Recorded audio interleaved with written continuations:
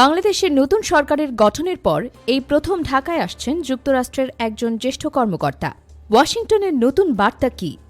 বাণিজ্য চুক্তি, প্রতিরক্ষা সমঝোতা নাকি ইন্দো প্যাসিফিক কৌশলে বাংলাদেশকে ঘিরে নতুন সমীকরণ? যুক্তরাষ্ট্রের সহকারী পররাষ্ট্রমন্ত্রী এস পল কাপুরের এই সফর কি কেবল আনুষ্ঠানিক নাকি ঢাকা ওয়াশিংটন সম্পর্কে শুরু হতে যাচ্ছে নতুন অধ্যায়? আজকের বিশ্লেষণে থাকছে সফরের পেছনের প্রেক্ষাপট, কূটনৈতিক বার্তা এবং বাংলাদেশের জন্য সম্ভাব্য প্রভাব।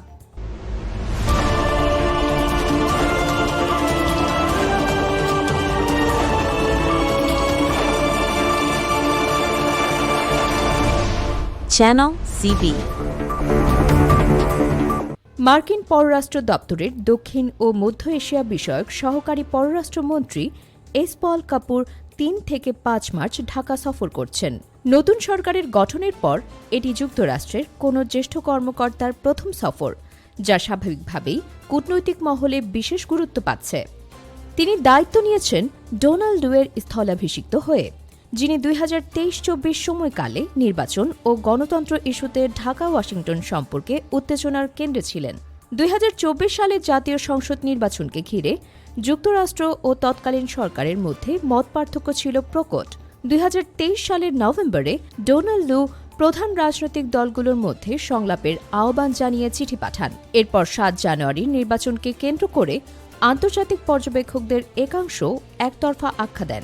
এই প্রেক্ষাপটে নতুন সরকারের শপথের পরপরই মার্কিন প্রেসিডেন্ট ডোনাল্ড ট্রাম্প ১৮ ফেব্রুয়ারি প্রধানমন্ত্রী তারেক রহমানকে অভিনন্দন বার্তা পাঠান। চিঠিতে বাণিজ্য চুক্তি, প্রতিরক্ষা সহযোগিতা এবং দ্বিপাক্ষিক সম্পর্ক জোরদারের ইঙ্গিত ছিল।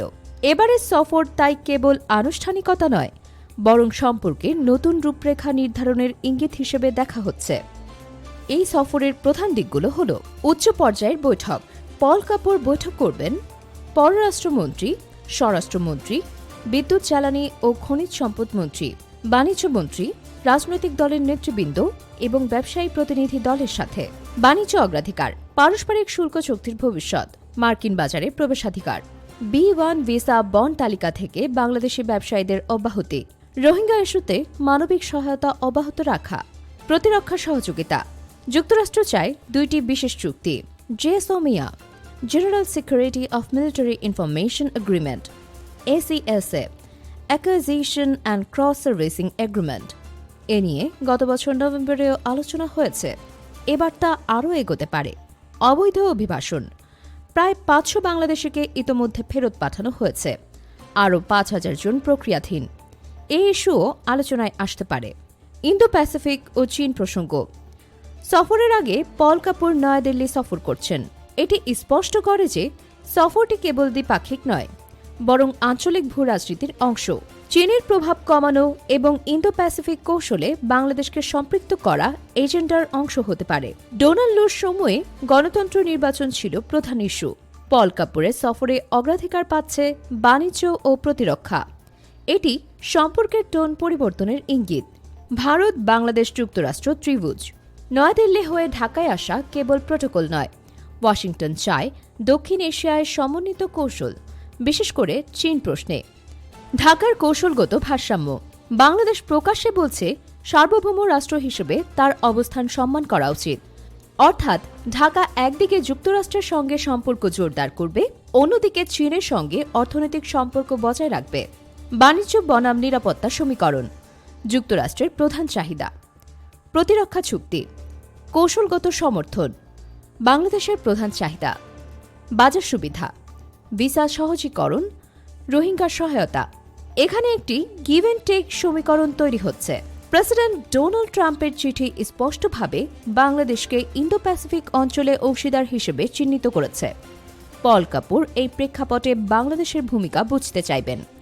প্রতিরক্ষা চুক্তি, জেএসওমিয়া ও ACSA হবে সফরের গুরুত্বপূর্ণ আলোচ্য। এম হুমায়ুন কবির, সাবেক রাষ্ট্রদূত ও সভাপতি, BEI। বাংলাদেশের জন্য এর সম্ভাব্য প্রভাব। অর্থনীতি, যদি বাণিজ্য চুক্তি এগোয়, রপ্তানি খাতের নতুন সুযোগ তৈরি হতে পারে। প্রতিরক্ষা, জেএসওমিয়া ও ACSA স্বাক্ষরিত হলে সামরিক সহযোগিতা বাড়বে, তবে আঞ্চলিক ভারসাম্যে নতুন প্রশ্ন উঠতে পারে। ভূরাজনীতি, বাংলাদেশকে এখন আরও সূক্ষ্ম ভারসাম্য রক্ষা করতে হবে। চীন, ভারত ও যুক্তরাষ্ট্রের মধ্যে। কূটনৈতিক বার্তা: এই সফর দেখাবে ওয়াশিংটন নতুন সরকারের সঙ্গে সম্পর্ককে কতটা বাস্তববাদী দৃষ্টিতে দেখছে। পল কাপুরের ঢাকা সফর কেবল একটি আনুষ্ঠানিক সৌজন্য সফর নয়, এটি বাংলাদেশ যুক্তরাষ্ট্র সম্পর্কে নতুন বাস্তবতার সূচনা হতে পারে, যেখানে গণতন্ত্রের ভাষ্য কিছুটা পেছনে সরে গিয়ে বাণিজ্য, প্রতিরক্ষা ও ইন্দো প্যাসিফিক কৌশলের সামনে আসছে। প্রশ্ন এখন একটাই, ঢাকা কি কৌশলগত ভারসাম্য বজায় রেখে এই নতুন অধ্যায়কে নিজের স্বার্থে কাজে লাগাতে পারবে? Subscribe now for daily news and updates.